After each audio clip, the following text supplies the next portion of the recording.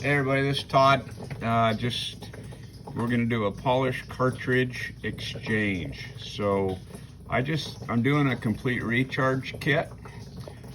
Even if you've got a brand new system, we want to get the in parts per million down below 10 before we put in the polish cartridge. Let me show you how much water we produced. So that's how much it took. It's essentially pretty much, wow, it's maybe 5-10 gallons to condition the RO membrane. We've only been here for a few minutes. So here's our polish cartridge. Instructions are on there. We're below 10. So just take off your protective cover. There's a gasket there that we want to make sure is seated properly.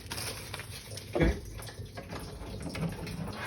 I'm not going to worry about turning off the water. I am just going to change this thing out.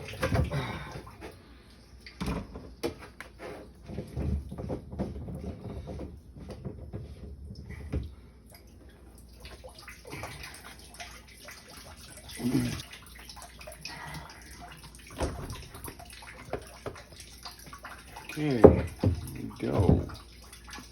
Okay, just drop her straight down in. Make sure you've got your O-ring there. Gasket's in. Just come at it flat, go up, and spin.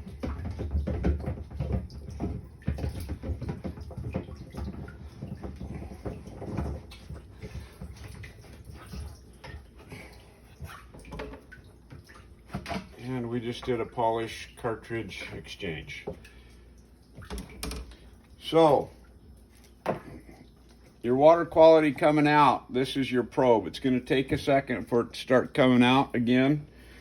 It's got to fill up that polish. It'll only take a second. Sometimes what I'll do if I want to test the water quality right off the bat, put about 5 gallons through it, and then I just take the cap off of a paint can, and I'll hold just anything under there to capture the water so I can put this probe in it. And if I flip the built-in TDS meter to the out, it will give me a reading on what that water quality is. Until the barrel is full, you can see, grab a picture of that, would you, baby? So you can see that this is just free floating and it's not submerged yet. So that's the only way to take a preliminary reading. Other than that, that's about how complicated it is. Simple stuff. Todd out.